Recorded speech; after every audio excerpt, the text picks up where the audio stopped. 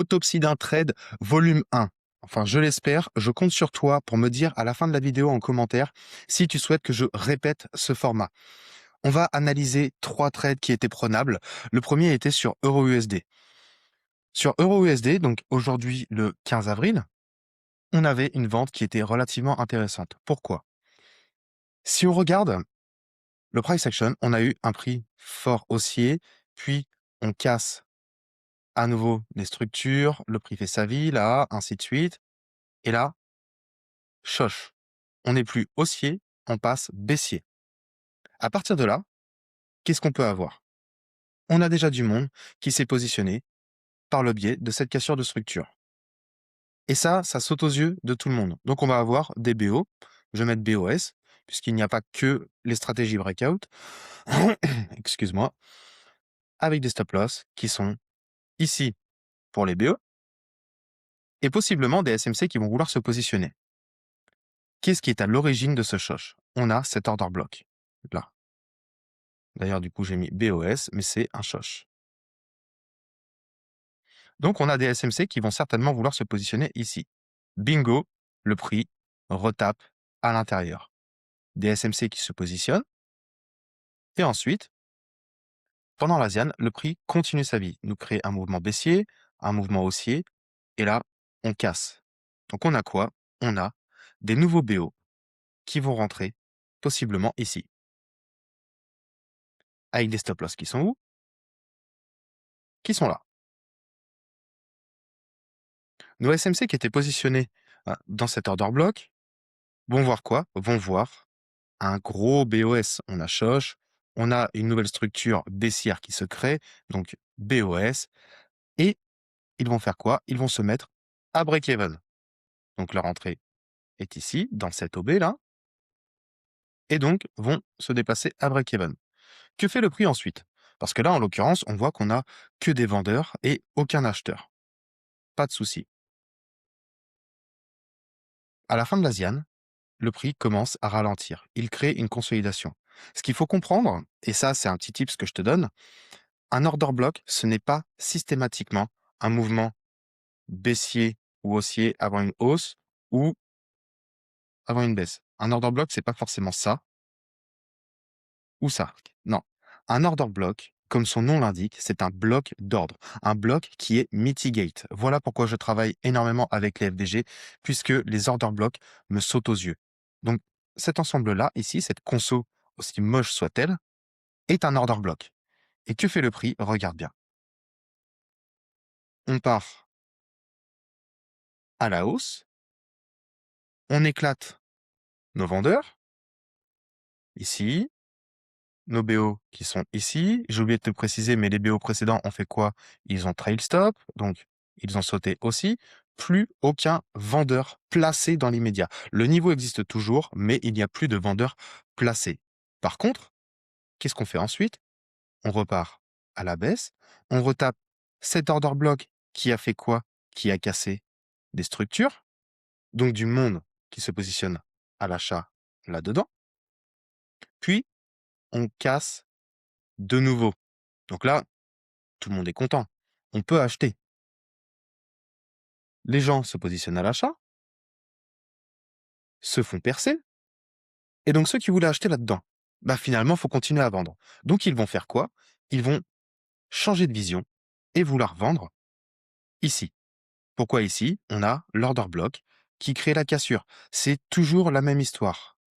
Donc l'order block qui crée la cassure, hop, je vais remettre ce rectangle-là. Donc l'order block qui crée la cassure. Je vais te le schématiser. Ceux qui voulaient acheter là-dedans veulent maintenant vendre là-dedans. Et qu'est-ce qu'on a?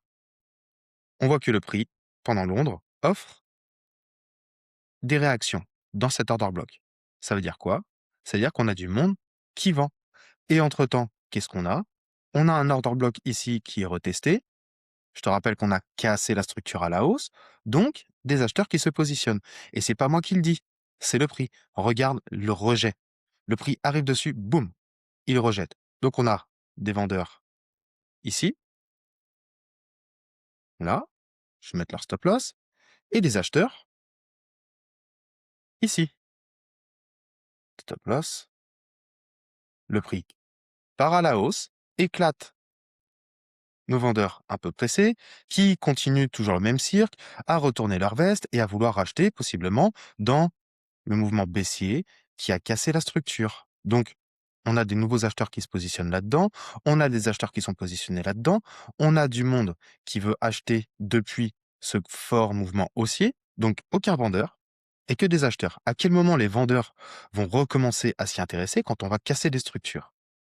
Là, le prix dégage tout le monde. On peut éventuellement exécuter directement sur le price action actuel.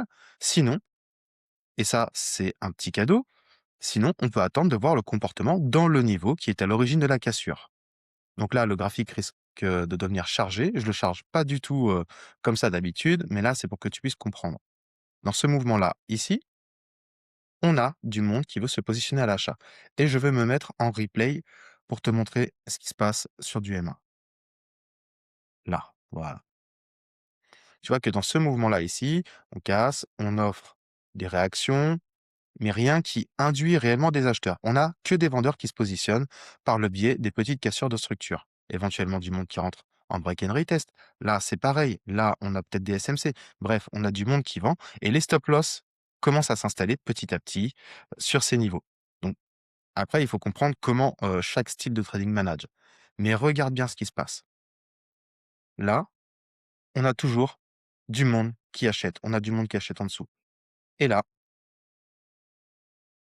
hop, tu vois, le prix est venu sauter les stops, combler tout ce qui restait de FBG à combler avant de partir à la baisse. Et tu peux très bien te dire, OK, comment je peux faire? Comment je peux faire pour suivre le prix? Regarde bien. Donc là, on a toujours nos stop loss qui sont là. OK? Tu as vu ce fort rejet ici? Ce fort rejet, ça veut dire quoi? Ça veut dire qu'on a du monde de placé. Donc là, on ouvre avec du FBG et tu vois que le prix, il a fait quoi? Hop, je vais me remettre sur du M1, ce sera beaucoup plus limpide. Ça, on repart à la hausse, on vient combler à nouveau, puis le prix peut partir à la baisse. Donc ça, c'était le 1er trade possible et d'ailleurs, si tu regardes, c'est toujours la même chose qui se répète. Les gens sont obnubilés par les mèches, en tout cas ceux qui vont trader la SMC vont dire: «Ah, fort rejet». Donc tout le monde voit ça comme un gros rejet. Beaucoup vont regarder à gauche: «Ah bah regarde, on a, potentiellement», alors je vais forcer le truc, mais peut-être considérer un order block, là-dedans et du coup, on a un rejet depuis cette OB. N'oublie pas que on n'a pas encore réellement de vendeurs. On a des premiers vendeurs qui sont positionnés ici, à cette cassure-là, avec des stop loss, qui sont là. OK? Ça, pour l'instant, c'est tout ce qu'on a. Là, que fait le prix ensuite? Hop, il a eu des réactions dans la mèche, les acheteurs sont contents, et là, boum, plus d'acheteurs que des vendeurs. Je vais arrêter le replay. Voilà, plus d'acheteurs que des vendeurs. Donc ça, c'était sur Euro-USD. Avant d'attaquer le deuxième trade, je te rappelle, je compte vraiment sur toi pour me laisser en commentaire ton avis, pour savoir si je continue ce format qui me plaît énormément, et je veux que ça te plaise aussi. Le deuxième trade, c'est AUD-USD. AUD-USD, pareil, toujours, on est mercredi 15 avril. Et qu'est-ce qu'on peut voir? On peut voir que on a eu la même schématique, la même histoire que pour EU, avec un price action qui est hyper bullish et qui passe bearish ici, cassure de structure, pardon, des SMC qui se positionnent là-dedans, le prix continue sa vie, ici il nous fait une petite conso, là on n'en a absolument rien à faire puisque de 23h à minuit, personne ne se positionne. Le prix remonte, offre des réactions, nous indique donc la présence de vendeurs dans ces niveaux et on commence tout juste à faire rentrer des acheteurs. On commence tout juste et pas les plus visibles. Par contre, ensuite, c'est là où ça devient intéressant. Ici, on casse la structure. Donc on a des BO qui se positionnent avec des stop loss qui sont où? Possiblement sous ce lot au maximum. D'accord? Ça peut être ici, ici, peu importe. Ce n'est pas ton style que je juge, c'est le style en général. Et encore, je ne juge pas, je suis pas là pour juger, je suis là pour constater. Donc, on a des BO qui sont rentrés avec des stop loss ici. Le prix part à la hausse, Et ici, nous offre un rejet. Un rejet depuis quoi? Depuis, ici, en petite unité de temps, on a un order block. Donc, on a du monde qui se positionne à l'achat ici et on a nos BO qui sont positionnés ici. À mes yeux, c'est la seule chose que je vois de concrète. Que fait le prix ensuite? Avant 9 heures, il vient créer du monde, que ce soit à la vente depuis ces niveaux ou à l'achat depuis ces niveaux. 9 heures commence. Nouveau BO qui se positionne ici, avec des stop loss qui sont où? Qui sont là. Alors, je vais te virer les coups de crayon. Ça, on enlève, on enlève, on enlève. Et nos anciens BO ont fait quoi? Ils ont trail stop. On a des SMC possiblement dans cette zone, puisqu'on a un order block qui a cassé la structure. Et en plus de ça, on va avoir toutes les stratégies BO ASIAN qui se basent sur la cassure de l'ASIAN et rentre, donc je vais mettre BO ici, avec des stop loss sous le low qui est à l'origine de la cassure. Donc des stop loss ici. On voit que le prix nous a fait ce haut, ce bas, nouveau haut. Donc les stop loss de ces BO-là vont passer ici. Tu peux te dire, ok, mais ça, c'est plus de la structure en interne. Pas de problème. Il y en a qui fonctionnent différemment, c'est vrai. La majorité du temps, à 1R, soit les personnes se mettent à break-even, soit partent en profit. Ok, on a fait plus de 1R. Ce qui fait que les stop-loss qui étaient là, de toute façon, pour ceux qui analysent sur une plus grosse TF, nos BO ont fait quoi? Ils ont trail stop et se sont mis à break-even. Donc, je reprends l'histoire. Le prix vient casser la structure, éclater et couper toute envie de vendre. Là, ici, on a un BOS. Ok? On n'a plus personne qui vend. Regarde bien ce que fait le prix ensuite.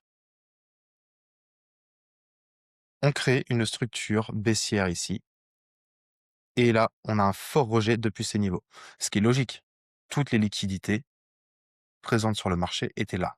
Que ce soit ici, ici. Et ça, c'est un order block qui est à l'origine de la cassure. Parce que si tu prends le temps de regarder, finalement, tous nos vendeurs étaient réellement positionnés là-dedans. Ici, tu vois, une réaction. On réagit. Hop, dernière petite réaction, on les broie. Et que font les traders SMC la plupart du temps? Donc, je rappelle, pas toi, je parle en général, ils retournent leur veste. Et donc, ceux qui vendaient là-dedans achètent ici. Regarde cette mèche qui dit: «Ah là là, c'est comme d'hab, ce niveau, il est vachement solide. On peut acheter là-dessus». Et entre-temps, on a eu des premiers vendeurs à se repositionner, puisque c'est toujours le même cirque. Donc là, on va avoir potentiellement des BO avec des stop loss qui sont au-dessus de ce haut. Le prix fait plus de 1R. Nos BO font quoi? Ils se mettent à break-even. Ils se font éclater. On a un bas. On a un haut de nouveaux acheteurs qui se positionnent et toujours pas de vendeurs. On liquide. Et là, on peut potentiellement exécuter là-dessus. Tu prends ta vente et tu vas chercher quoi? Le niveau opposé. Pas besoin d'aller plus loin, reste factuel. Donc, ça, c'est un trade à un peu plus de 5R, tout dépend comment tu le prends. Et voilà, ça, c'est le deuxième trade. Pour le troisième trade, et il n'est pas encore fini, je l'ai placé dans ces eaux-là, là, vers 11 heures, mais j'avais d'autres choses à faire. Donc, c'est un trade que j'aurais potentiellement pu prendre. Je vais t'expliquer le narratif, tu vas comprendre, tu vas voir.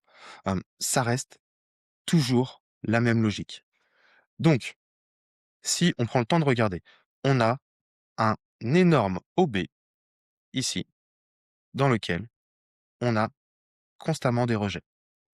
Donc là, ici, non, je vais mettre potentiellement, je vais mettre SMC, mais c'est pas forcément SMC, hein. Donc, on rejette, on part à la baisse. Ici, on a un nouveau niveau dans lequel on a du monde qui vend. Là, ça vend, ça vend, ça vend, ça vend, tu vois. Donc là-dedans, ça vend. À côté de ça, on a quoi? On a des cassures de structure. Ici, on peut considérer une cassure. Hop, ici, on peut en considérer une autre majeure. Tout le monde la voit. Tout le monde voit cette cassure. On peut voir quoi? On peut voir potentiellement, donc du coup, si on a une cassure ici, ce sera quoi? Des BO avec des stop loss qui sont où? Qui sont ici. Le prix, qu'est-ce qu'il nous fait? Là, on a toujours notre niveau de vendeur et je te rappelle ce que je dis, à chaque fois, quand les mecs se font percer, ils font quoi? Ils retournent leur veste. On a ce niveau-là, ici, dans lequel on offre des réactions. Boum, on casse. Donc, je vais le réduire un petit peu. Qu'est-ce qui se passe? Ils ne veulent plus vendre là-dedans. Ils veulent maintenant acheter là-dedans, dans ce niveau-là. Et c'est pareil, c'est toujours pas moi qui le dis. C'est le prix. C'est le prix. Regarde le comportement du prix, tout simplement. Donc, on est haussier. Hop, on offre une réaction. OK? Et en plus de ça, en interne, on voit qu'on a des cassures de structure. Donc, des vendeurs qui commencent à se positionner depuis quoi? Depuis ce gros niveau. Tous nos acheteurs, donc là, on a nos SMC et je le répète, comme par hasard, tu vas voir que le lot qui a été créé, hop, je vais mettre stop loss. Ici, c'est quoi? C'est à 8 heures. Voilà. À 8 heures, on induit très souvent du monde. Donc, 8 heures, hop, on offre une réaction depuis ces niveaux. On revient, hop, et là, boum, on vient éclater les stop loss ici, les stop loss ici. On a éventuellement, alors, à mon avis, c'est certainement plus en ligne qu'on verrait. Voilà, elle est magnifique. Elle est magnifique, elle est magnifique. Cette trendline ici, voilà. Ici, possiblement, une trend, ouais, voilà, parce que beaucoup vont considérer juste une mèche comme ça, c'est pas vraiment une inquiétude de trendline. Donc, que ce soit comme ça, franchement, te prends pas la tête. On la voit, on voit la trendline, OK? Et donc ce mouvement-là est venu les inquiéter. Les trendliners ont fait quoi? Bah, ils ont déplacé les stop loss qu'ils pouvaient avoir à d'autres niveaux, sur le niveau qui rejette le prix, ici. Et là, donc boum, on les éclate. Première exécution possible, directement au marché, après avoir liquidé tout le monde. Pourquoi? Parce que tu sais que tu as du monde qui vend en face. Deuxième exécution possible, et celle-ci, c'est cadeau. Qu'est-ce qui est à l'origine de cette cassure de structure? C'est ce petit order block ici, là. Donc on va hydrater en M1.